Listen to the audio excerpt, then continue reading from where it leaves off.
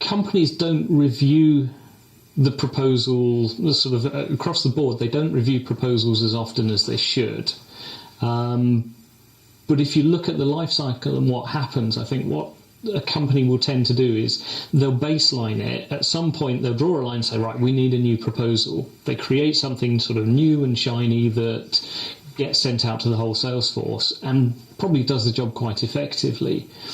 But it very quickly morphs over time, because if you've got a sales team, even if you've only got a sales team of 6 or 7 people, everybody's going to bring new ideas to that. So they'll take that standard proposal, but then they'll tweak it slightly. They'll add their own particular flavour to it, which can often be absolutely right, because you want that personalisation and you want that degree of insight and innovation.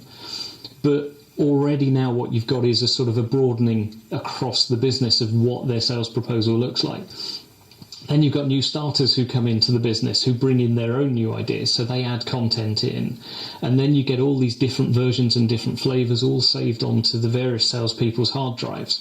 So you've got this sort of great solid structure at first, gradually morphs over time and gets corrupted and larger.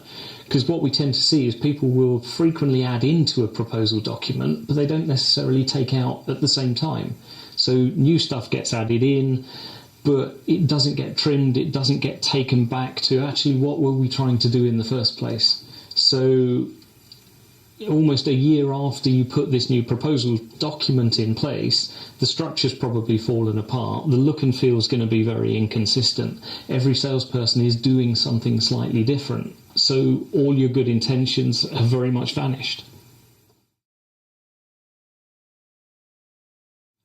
I think this is where technology can actually play quite a key role, because you can fix it by having a central library and a central repository of what good looks like. So you need to find a way to always redirect salespeople to one place and one document to maintain that consistency.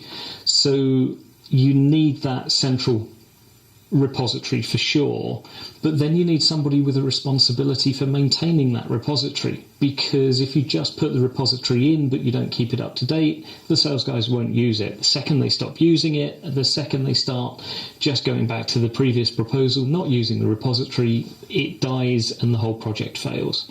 So I think it's that sort of dual role of get the repository in place, keep it up to date, keep it maintained, but then you've also got a sales management role that comes into place that says actually these things have to be checked and reviewed.